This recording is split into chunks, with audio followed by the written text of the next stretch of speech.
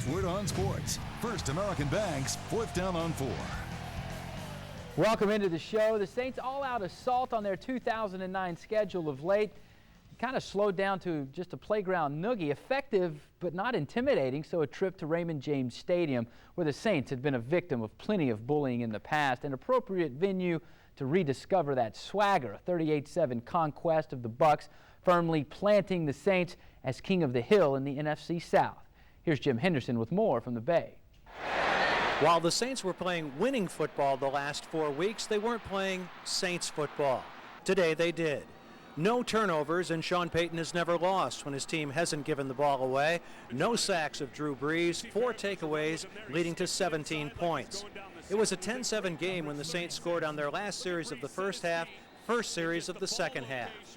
Suddenly it's 24-7 Saints, and the game is over for all intents and purposes. We definitely wanted some momentum going into halftime, and we're disappointed when we went out there with about 3 minutes left. Kind of wanted to get into a 2-minute mode and ended up going 3 and out, but thankfully our defense was able to get it back for us, and we executed well that second time around to get down there and get points. With one of the Saints' biggest names in Reggie Bush back in New Orleans, it was the likes of David Thomas, Anthony Hargrove, Malcolm Jenkins, and Chris Reese who rose to the challenge. You walk out of this game and you say, well, why did Jeremy Shockey only have 2 catches today? Well, look at the other guys that ended up making big plays, Meacham and David Thomas and Marcus Colston, and so when one guy maybe who has gotten a lot of action all of a sudden for some reason gets taken out of a game, whether it be because of their scheme or just because the ball's not coming his way, it opens up opportunities for other people. The Saints have now survived potential trap games, 2 one-win teams in 2 weeks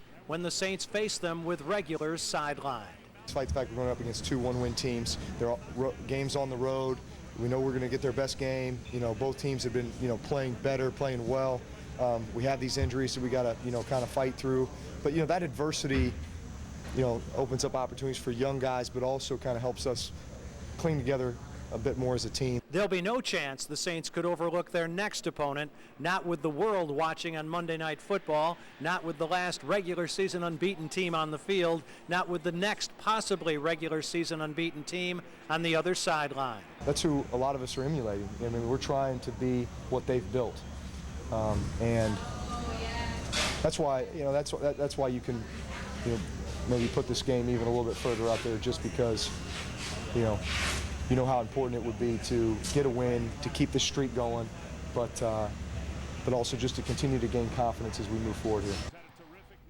That was Jim Henderson from Tampa. Look at some quick stats from the Bay. Brees with 3 touchdown passes today. That's now 22 for the season. Pierre Thomas and Mike Bell helping the Saints amass 183 yards on the ground. David Thomas, his first score of the season today. Marcus Colston, no drops.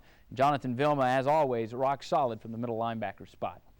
Well, last November, in a driving Tampa rainstorm, the Saints threw the football 47 times. The criticism that followed that loss to the Bucs ignited a rededication to a balanced offense in the offseason. Today, that rededication was on display. Motivation can be found on any play. You just have to listen. Mike Bell, already with 1 injury scare under his belt this season, had another one in the first half today against the Buccaneers. But while his thoughts were initially on his knee, they quickly were sidetracked. Somebody got up and said something slick to me, that sparked something in my head.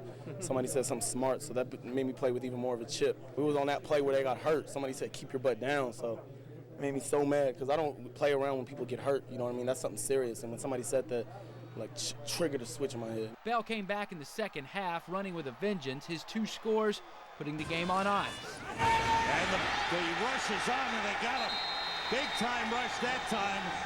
Will Smith and the Saints defense heard things as well before the game even began. We knew they were going to come in, just by some of the comments they made in the media, that we were going to come in and they were going to give us their best shot. And the beginning of the game, they came down, drove down the field, and and scored, and then I think we started getting 3-and-outs and 3-and-outs, so kind of picked up on what they were trying to do, and we kind of shut that down. After their initial drive, the Bucs would manage just 136 more yards of offense for the entire game. The crowd in support of a one-win team was almost outnumbered by the unbeaten visitors fans, and by the end of the game, they were definitely out-decibel. That was the first time I've ever seen that, but you know, one thing I did see was that it was a whole lot of Saints fans, and we got to tip our hat off to our fans for traveling, supporting us, and we could hear them out there screaming, "Who that?" Saint Nation, there's some crazy people. You know what I'm saying? And, I mean, you can hear. I mean, every time we're on the road, you hear them, and they're cheering, "Who that? Who that?" You know, and, I mean, I love our fans. You know, and I can't wait to get back home on Monday night for them. And a win next week by the Saints, coupled with a loss by the Falcons, and the Saints are division champs. We're welcomed now by CBSSports.com writer Larry Holder, a frequent contributor to the show. Thanks for joining us. I guess this was kind of exactly what the doctor ordered when you're talking about trying to overcome some injuries, especially to the back end of that defense for the Saints today. Right, no turnovers. It seems like they've cured that ill, and just, I mean, played a solid football game. It's really what they needed. It seems like they had a month of just, you know, games where they could have lost and it could have been their hiccup game, but they were able to kind of wipe that away, wipe the slate clean, and 38-7 is exactly what the doctor ordered, as you put it. Yeah, you like to see Malcolm Jenkins kind of put on the island like he was. They tried to test him a few times, gave up one catch that I just thought was a tremendous catch. I thought he played, I mean, he looked like the draft pick that they, you know, the future of their secondary that they drafted. Right, and I know the catch you're talking about, the back shoulder catch. Right, it's very Drew Brees. Freeman, yeah. I mean, Freeman just fired it in there and made the perfect throw, and no one could have defended that. Right. I don't care who was in there, but the interception was fantastic. I mean, and it's exactly what you're looking for. And if this guy is your fourth cornerback, I mean, it shows how much depth the Saints really have at corner. You think we're going to see Chris McAllister try to maybe get fast-forwarded? You've got to assume that Jabari Greer is going to come back for this Patriots game, but you're going to need some more depth back there. It's going to be tough to see Lee Torrance. I mean, it was very impressive to see him coming back from what looked like a separated shoulder to get back into the game, but I don't know if, you know, if he's who you want to have on the back end there. Right. They're going to have to fast-forward the process, like you said. Chris McAllister, I mean, they brought him in here to be a veteran guy, to come in, learn it quick, get in there. He's proven. Greg Williams loves proving guys. That's the reason why they brought him in there. So I totally feel like he's going to have to speed up the process and get right in there because of Lee Torrance's injury. And I mean, they're really banged up back there. They need some guys. 3 interceptions today, none of them, however, by Darren Sharper, but still a big defensive effort. After the game, Jim Henderson caught up with linebacker Scott Fujita. With Scott Fujita, your second game back, that was the big play that you provided in this game with the sack and the fumble that you forced and turning it into a touchdown. Yeah, that's the biggest thing. I think when the offense can capitalize on the turnovers we create, that's, you know, they're going to be able to put points on the board. So we're trying to make the plays as much as we can and keep our offense, the ball in the offense's hands. You've never lost under Sean Payton when you haven't turned the ball over. You get 4, you're +4 today, and I think you turned all of them into scores. It's pretty clear what the formula to win is. We just got to keep that going. Well, actually, you didn't turn the last one into a score because Chris Reese, that came so late in the game. But, you know, the last week people are saying, well, this is the Saints football team. You know, every game is a little tighter. You're not scoring as much as you did earlier. Does this answer those critics based on the St. Louis result? Not necessarily. I mean, this game, they came out ready to play. We knew Tampa Bay was going to be tough, and I think we just kind of started to pour it on them as the game progressed. But we know we're going to get everybody's A game every single week. Everybody wants to be the one to knock us off. They want to be the spoiler. And we've been good about just moving on to the next game, regardless of what happened in that game. So this one, yeah, we're happy with the win. It was a divisional matchup, but now we're on to New England. Another rookie head coach, another rookie quarterback. You've beaten them all this year.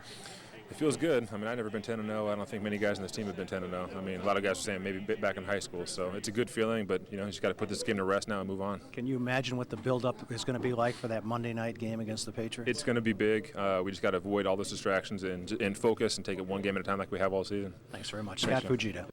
Back here with Larry Holder. Well, do you think they got everything cleaned up in time for the Patriots? I liked how the offense looked, but they start Zach Strief over Jamon Bushrod. Drew Brees gets hit 5 times today, so they were able to get a little pressure on him. Is that a competition, you think, over there at that left tackle position? Is it wide open now? I think by Zach Strief starting today, it's completely open. Yeah. And both guys are pretty solid, but I mean, they need to be able to shore that up. I'm sure they're going to bring it over a guy to help out. I know the one time Drew Brees really got hit and he threw kind of a flutter ball.